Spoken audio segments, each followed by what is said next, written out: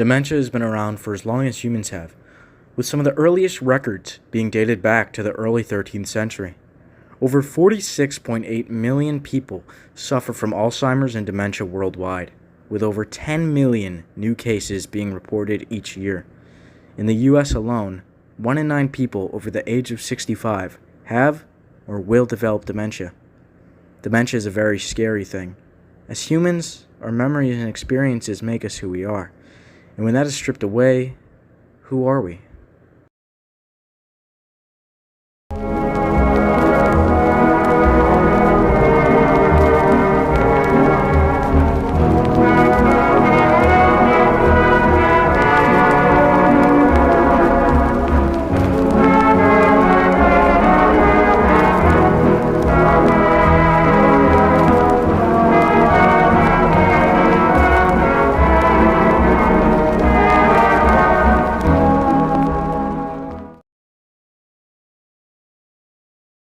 July 10th, 2020, one day before my birthday. It was late, and unable to sleep, browsing around on YouTube, I came across a 6-hour-long video. The thumbnail was somewhat unsettling, and the title was intriguing. The Caretaker, Everywhere at the End of Time. With my curiosity piqued, I clicked on it. Before I can discuss the video in question, we first have to talk about the man behind it all.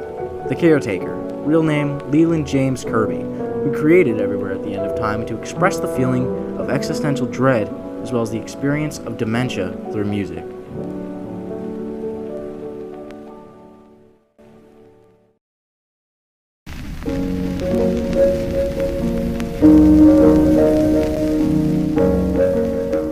I briefly mentioned just now how the thumbnail of this video is strange. It's abstract, and there is a good reason for that. To correlate with the music, the Caretaker chose art painted by a man named Ivan Seal. Ivan has a history of making abstract art, such as the artwork from Everywhere at the End of Time, and it fits perfectly with the theme and message of the video. It reflects the feeling of familiarity. You may recognize this image. If not, that's okay. You're not supposed to. The image in question is supposedly supposed to depict what it's like to have a stroke. It displays objects and images that seem familiar, yet no matter how hard you try, you cannot identify anything in the picture. There are many images like this online. This image in question is the most notable, and it's the one that I find the most intriguing.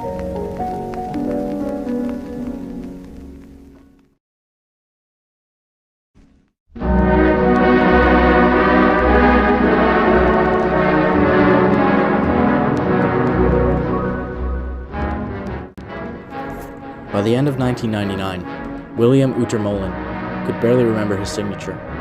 Born in Philadelphia in 1933, William was a famous American artist, living in London until his death in 2007. His oil paintings are characterized by bright colors that are difficult to forget, and yet one of his last works is made in a sober black and white, a pencil-on-paper self-portrait showing a disfigured face, in which it is impossible to recognize Utermohlen himself. This drawing was made in 2000, 4 years after he was diagnosed with Alzheimer's disease.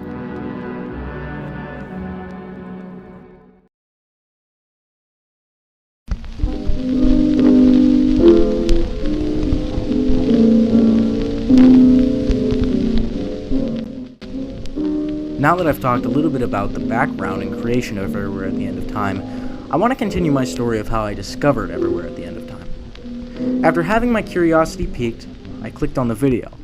At first I felt fine. The music was calming and weirdly nostalgic. But as it progressed further, I began to feel uncomfortable. After my physical reaction to the video, I quickly jumped to the comments. Many of them talking about losing loved ones and dementia, and many others speaking about their reactions and general thoughts on the album. A week went by, and no matter what I did, I could not stop thinking about the video. It was engraved in my mind. I kept thinking about the comments, the melody, the title. What did it all mean? Working on my courage, I decided to listen to the video again, and jot down my reactions to it like many others in the comment section. The original notes I took are now gone, but there wasn't much to read anyways. I only got about 25 minutes into the video before I closed it out of fear.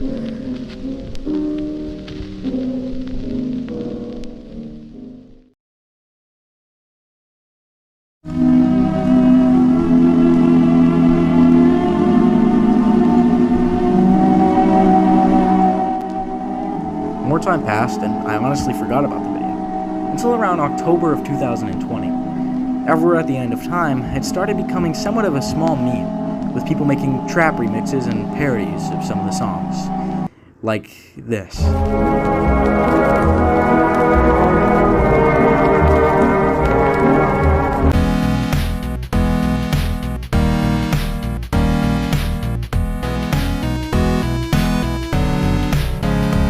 In my opinion, this was kind of disappointing. The memes and parodies were funny, sure, but I felt that it kind of ruined the point of Everywhere at the End of Time. And it also pushed away many of the serious discussions and comments within the comments section of the video. If it wasn't for my music class, which I'm doing this project in this video for, I don't think I ever would have listened to the entirety of Everywhere at the End of Time. But now you're probably wondering, what exactly is it? That question is both simple and complicated. Simple because it does have an answer, but complicated because from what I've seen and what I've heard, it means something different to everybody who hears it. Everywhere at the End of Time is an audio experiment that simulates the stages of dementia and the existential dread of losing one's memory. Everywhere at the End of Time is divided into 6 individual albums, with each one representing a different stage of dementia. I'm not exactly sure how the stages are organized exactly, but the description of Everywhere at the End of Time has a clear display and the timestamps of the stages and music. The album's purpose is to tell the listener through music what it's like to be undergoing dementia.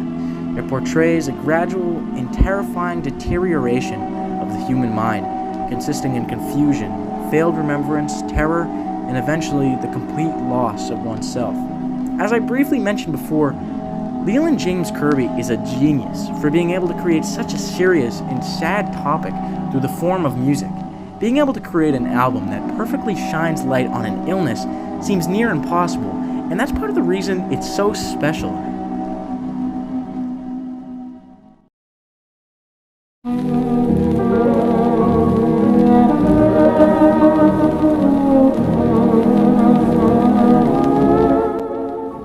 Now, after a brief explanation of my first experience, as well as a history of Everywhere at the End of Time, it's time to talk about my actual experiences while listening to all 6 stages. Each stage consists of its own music that slowly, over the course of the album, deteriorates and mirrors the stages of dementia. Let's begin.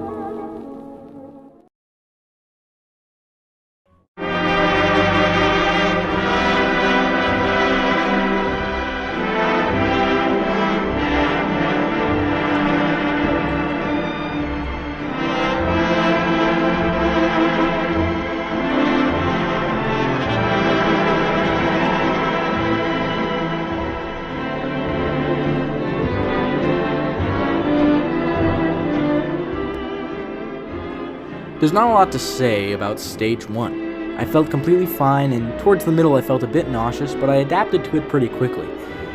Like I said, there's not a lot to say about this stage other than the fact that it's nostalgic, and it has some genuinely great music.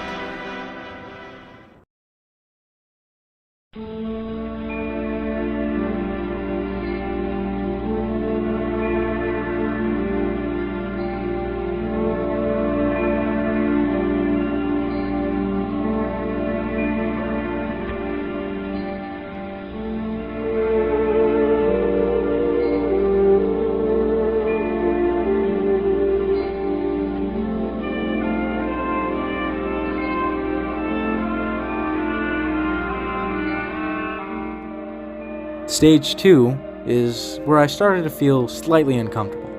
The repetitive music and reverb made me feel very uneasy. However, it wasn't as bad as what was to come in the next few stages. I would say this is the stage where most people leave the video. This is the stage where I left the video originally, and it's kind of that hill before the decline starts to begin, much like the actual illness dementia.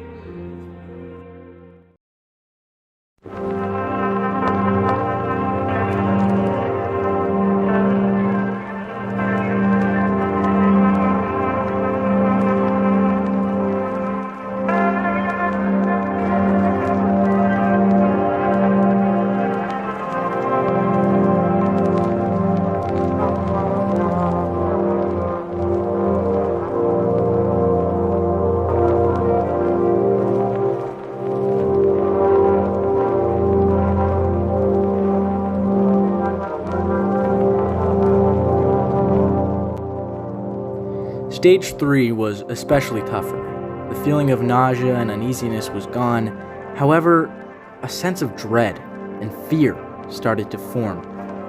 Something I've observed about Everywhere at the End of Time is that often the stages of the song compared to the stages of Dementia tend to be very similar to each other. But I've also found that Everywhere at the End of Time seems to intensify these feelings and emotions. As someone who's never had dementia, and I can't even imagine what that would be like for somebody to go through, this is just my observation based mainly off of description.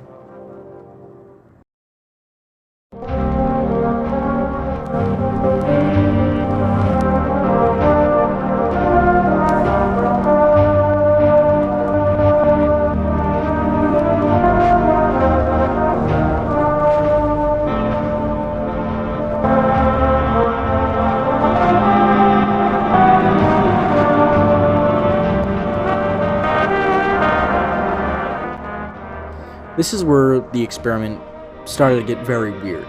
And the word weird is a bit of an understatement based off what I've said so far, but I can't think of any other word to describe it than weird. I like to call this stage the temporary bliss state, which is one of the songs in this section of the album. Sitting alone in my room, the stage made me feel as if I was trapped in a box. The music at this point was less of music and more of sporadic noise and melodies. I felt isolated from the outside world, and for a brief period of time, I found myself staring off into the void, off into space, thus the name Temporary Bliss State. Another thing about this stage is you feel alone, yet you don't feel alone. You feel as if there is another presence within the room, whether it be an incarnation of the music or perhaps the brain trying to fill in that void. It's a very strange thing, and it's a very scary thing. Part of the reason why this experiment is so terrifying.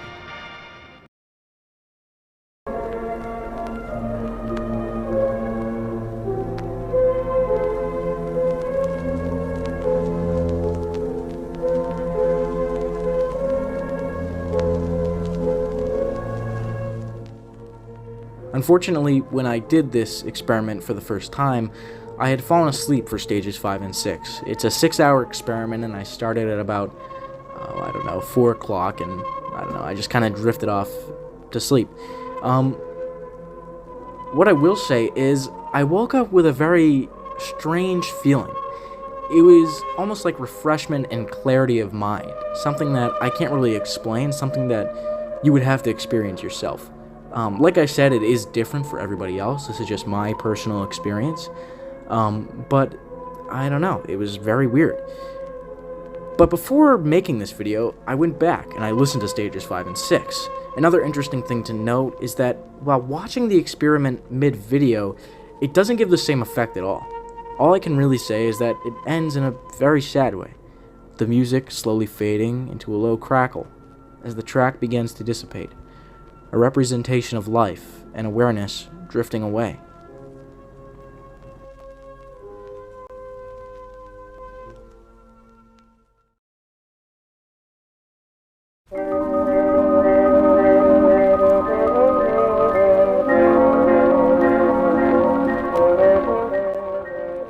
I can't imagine what dementia patients go through every day. Sure, Everywhere at the End of Time is a very intense experiment, but it cannot compare next to people that have to live through it every single day of their life. Living a life that is no longer yours.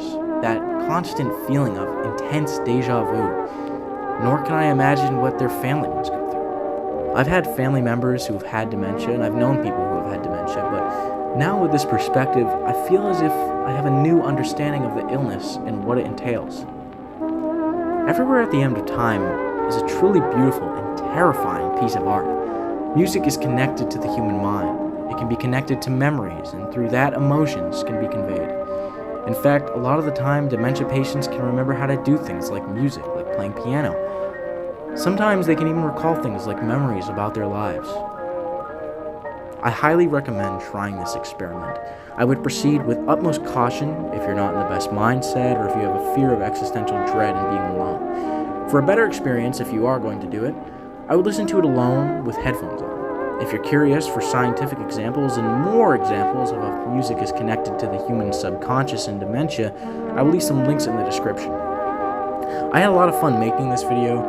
I did this for a project in school, but I know it's a lot different from usual videos I make, but I did have a lot of fun making this video, and I hope that a lot of people found this video interesting. Like I said, I highly recommend checking out Everywhere at the End of Time. Thank you so much for watching. But wait, there actually is one thing I want to say before the video ends.